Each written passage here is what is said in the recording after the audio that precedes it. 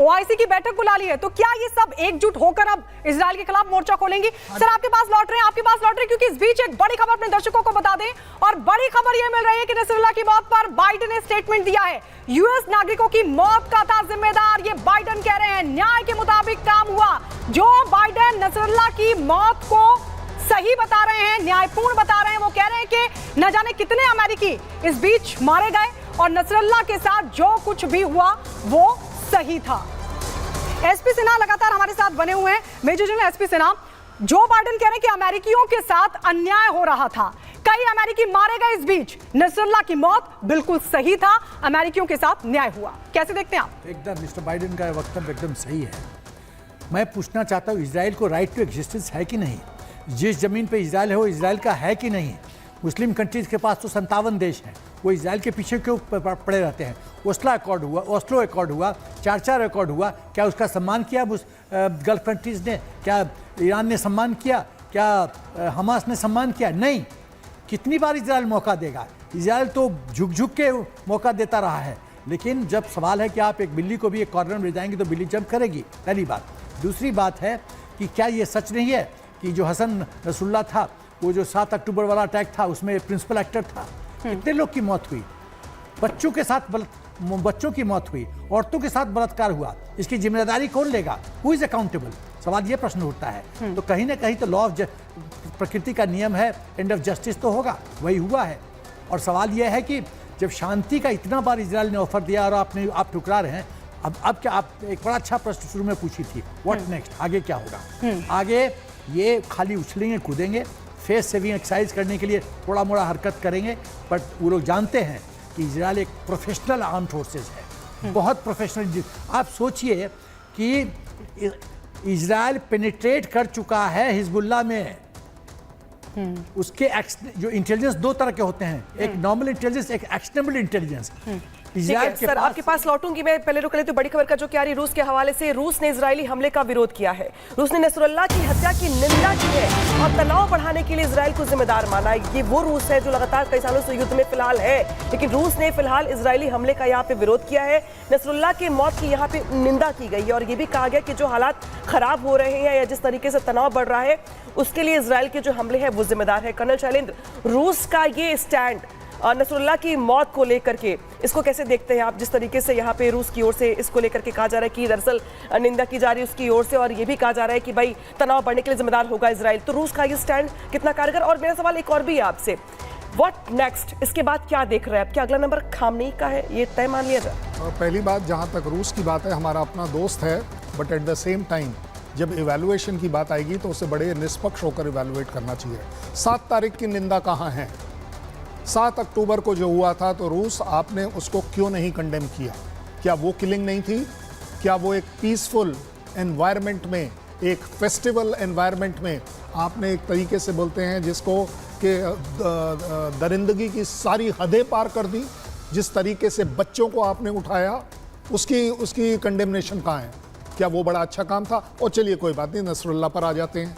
Nasrallah ने ऐसा humanity के लिए कौन सा अच्छा काम किया है? ज़रा मुझे उंगली पर नहीं, सिर्फ मुंह से एक गिना दीजिए, 1 सिंगल सेंटेंस जो नसरुल्लाह ने अपनी ज़िंदगी में ह्यूमैनिटी के लिए, दुनिया के लिए, रशिया के लिए, किसी के लिए भी अच्छा किया हो। अगर रशिया, आप खुद मानते हैं कि टेररिज्म अपने आप में दुनिया के ऊपर अभिशाप है और टेररिस्ट करने वाला आदमी अपने आप में सिर्फ और एक चीज़ का हकदार है, और वो है मौत का हकदार। ये मैंने नहीं, पुतिन ने कहा है।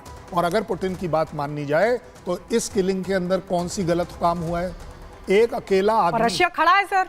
नहीं, मैं तो ये भी कह रहा हूं कि एक अकेला आदमी इतना इंपॉर्टेंट हो गया कि लोगों की छाती पीटने की बात आ गई। क्योंकि आपने इंडिया में छाती पीटने की बात करी, तो यस, छाती पीटना अलाउड है, क्योंकि पता है कि अब वो टेररिस्ट जो इंडिया में है, इंडिया के ऊपर कहर जा रहे हैं। बिल्कुल सर, अब उनका बिल्कुल इसी पॉइंट पर अब हम आ रहे हैं, क्योंकि बाकी देशों में, मुस्लिम कंट्रीज में तो जश्न, कई मुस्लिम कंट्रीज हैं जो जश्न मना रही है नसरुल्लाह, क्योंकि आतंकी था।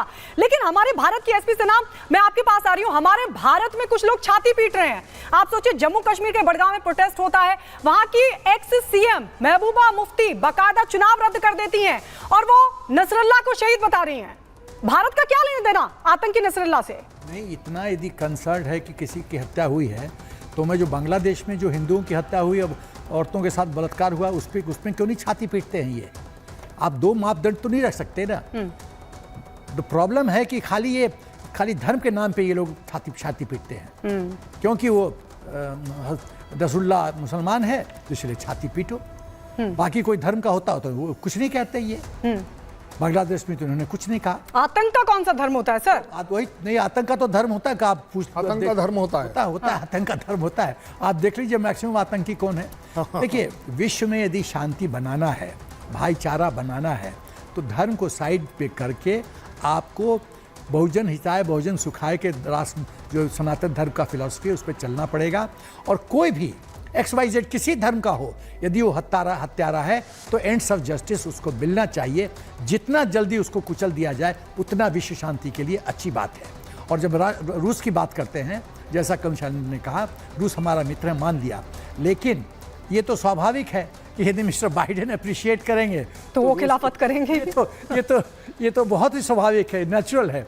यदि मिस्टर पुतिन कुछ बोलेंगे तो अमेरिका उल्टा बोलेगा। ये तो समझने वाली बात है। लेकिन हमको इस पूरे इंसिडेंट में हमको अपना राष्ट्र हित देखना है।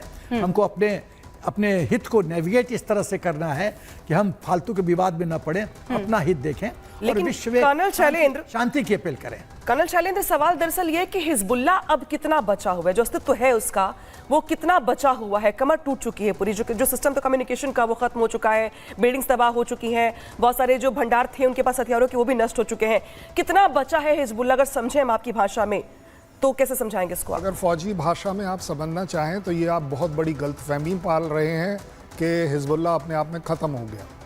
एक चीफ मारा गया, लोगों को लगता है कि चीफ मारा गया है तो अब कमर टूट गई है, कमांडर्स बहुत सारे मारे जा चुके हैं, बिल्डिंग्स ध्वस्त हो गई हैं, कमर टूट गई है। मैं कहता हूं कि गर्दन कट गई है। गर्दन से ऊपर की जो स्ट्रैटेजिक सोच विचार है, जो कंटिन्यूटी चलती है, वो ज़रूर ब्रेक हुई है। बट इसका मतलब ये नहीं है कि उसके पास जो 1.5 से 2 लाख मिसाइल सिस्टम्स हैं वो अपने आप में स्विच ऑफ हो गए। उसके पास जो ड्रोन ईरान ने दे रखे हैं वो सारे के सारे अब वो ग्राउंड हो गए, वो अब चल ही नहीं सकते हैं। ऐसा कुछ नहीं होने वाला। जो आर्टिलरी उनके पास 6000 की है, वो आर्टिलरी आज के बाद बम उगल नहीं पाएगी। आप ये भी नहीं, जो हेट्रेड उनके कार्डर, जो 2 लाख कार्डर हैं, उस कार्डर में जो हेट्रेड है वो अपने आप खत्म हो जाएगी। ये स्टार्ट है। But at the same time जिसको बोलते हैं, एक ये वो करारा तमाचा है और डाउन द लाइन मैसेज है, अक्रॉस द वर्ल्ड मैसेज है कि इजराइल सबको बता रहा है कि हमारी पहुंच हर जगह है।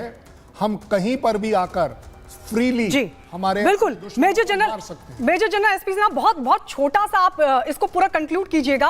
अक्रॉस द वर्ल्ड, क्या ये मैसेज इजराइल की तरफ से दिया गया कि हमारी पहुंच आगे तक है?